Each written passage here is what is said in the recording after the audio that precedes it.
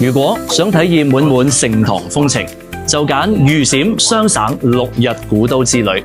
我哋會去天下第一名剎少林寺，欣賞精彩武術表演，參觀以前嘅練武廳。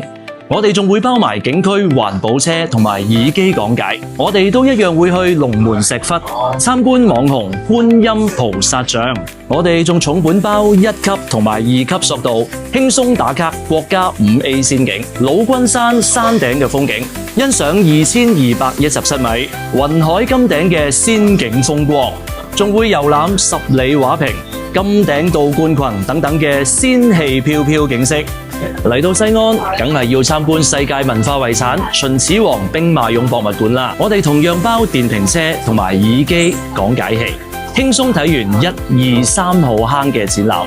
我哋仲重本安排大家坐喺中間區域，欣賞中國首部大型山水歷史舞劇《長恨歌》。